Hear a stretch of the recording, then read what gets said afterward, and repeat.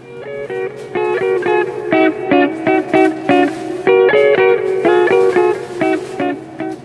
guys, welcome back to my channel. Well, I've got you. Before you go, if you like my content, please consider hitting the like, subscribe, hit the bell to get notifications. Alright, we're still in isolation, as I'm sure we're going to go through many of them until this COVID-19 pandemic is officially legit done. In the GTA, Canada's #1 ordered food off of Uber Eats is butter chicken. Understandable. I love me some good butter chicken. In Canada, however, our #1 ordered food during this quarantine, the thing that we cannot get enough of, are onion rings. So let's go ahead and make some onion rings so you don't have to do Uber Eats at 2 o'clock in the morning. We're legit gonna do it ourselves.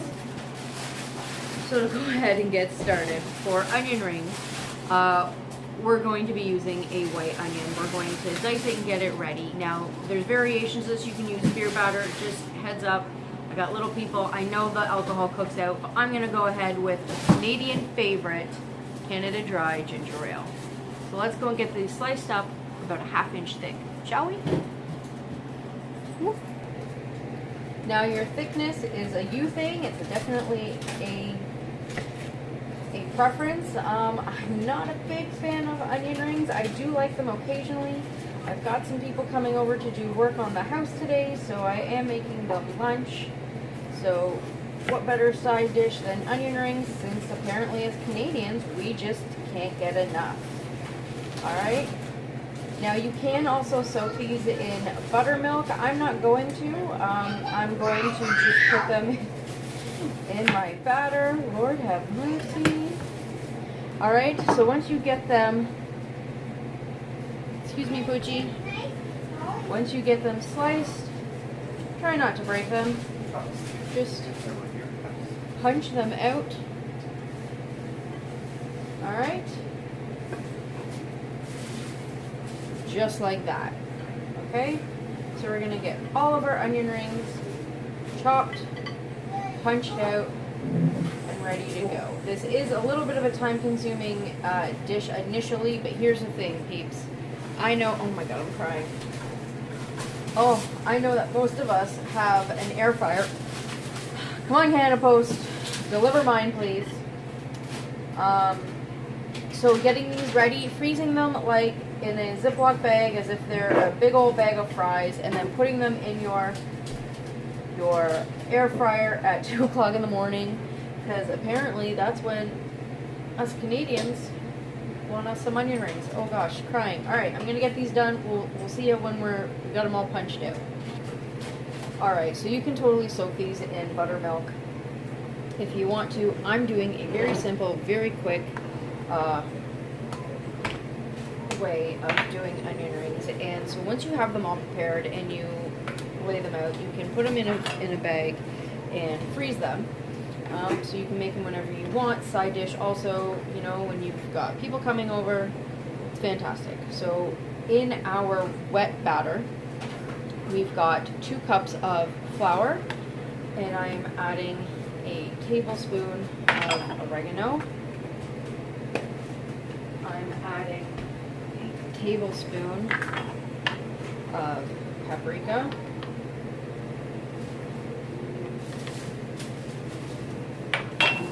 Oh, I made a mess. Oh my gosh. Comment how many times y'all see some flowers. Every time I make a mess, I make flowers. Okay. We're going to do, oh, I made a big mess, a teaspoon of salt and pepper. Okay, in our breadcrumbs, which is going to be the coating, we are going to replicate the same spices, okay? So we've got just a touch of salt and pepper.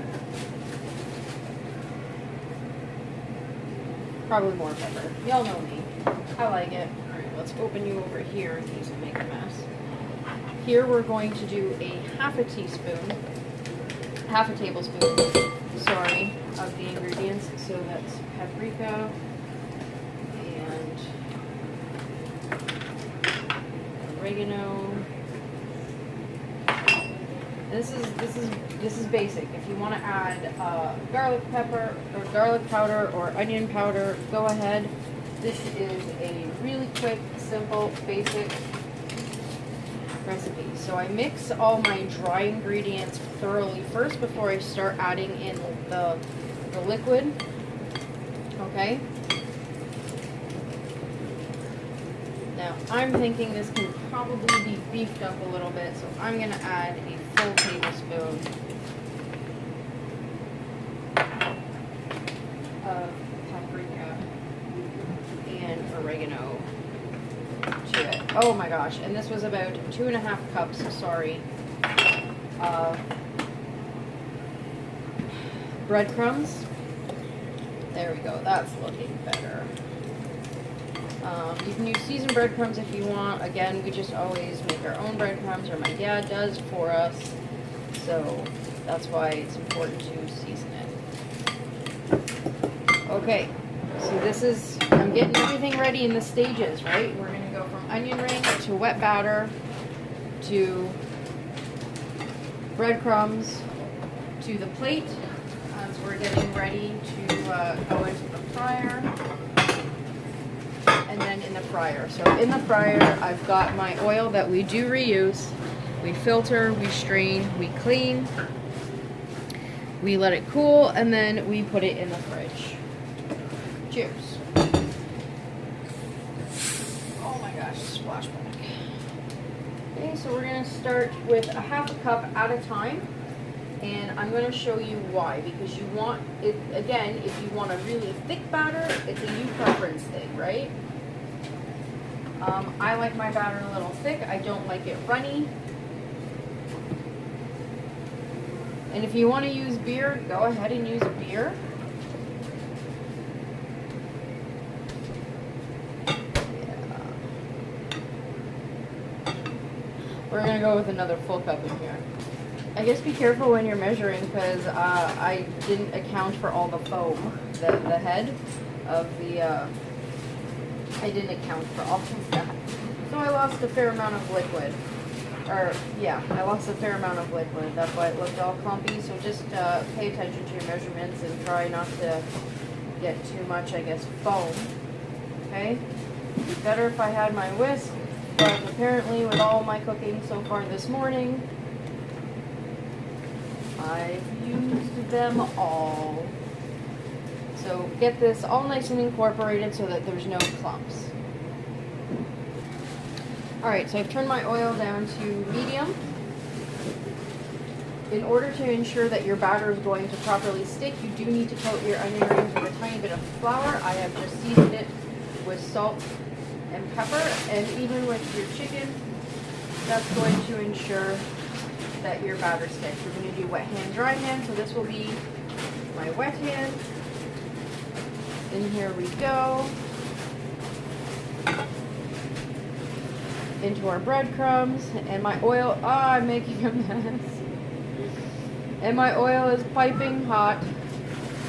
So I'm going to drop this guy in there for you. So you can at least get a test. Okay? So you're literally just going to repeat this process. When I do this, I totally like to have my phone on and watch YouTube, see what kind of things the people I follow on YouTube are up to. I like some reaction channels. I like Papa Swolio, you know, the Swole fam, Swolenormous. I like Zachary Michael. And I'm not even gonna lie, I like me some Nikocado avocado. So just get it ready. Now we're going to turn that down. Alright, so I'm taking it out and putting it onto a lined tray. Didn't wash my hands quick enough as they got just a little bit darker than I wanted. I'm gonna go ahead and shut this off and get all my prep ready first. But I just wanted to show you I'm gonna burn the Jesus out of myself. Look at that. So crispy. Onions cooked perfectly.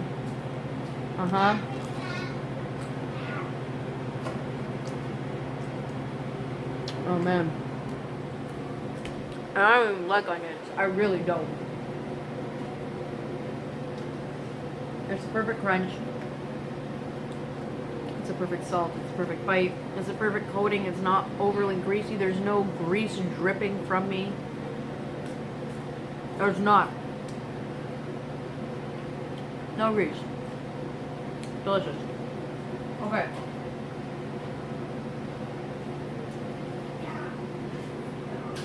Let's break it down, shall we? The white onion is about $1.48 a pound right now. So depending on how many people you're feeding, I mean, this is gonna yield enough to feed 4 people, 1 onion. This is a side dish, right? I'm gonna make some buffalo chicken sandwiches with it. I'm gonna make a side salad.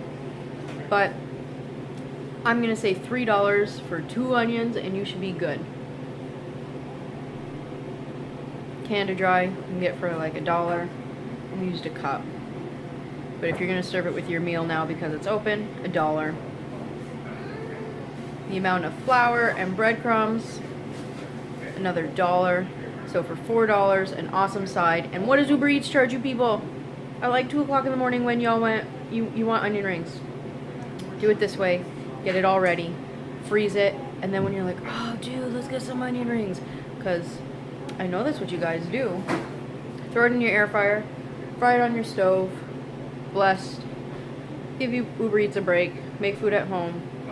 And I only say this because COVID-19 is still taking down people every day, and the less people that handle your food that goes into your face, the safer you are. If you like my content, share, like, subscribe, and as always guys, from my kitchen to yours, enjoy.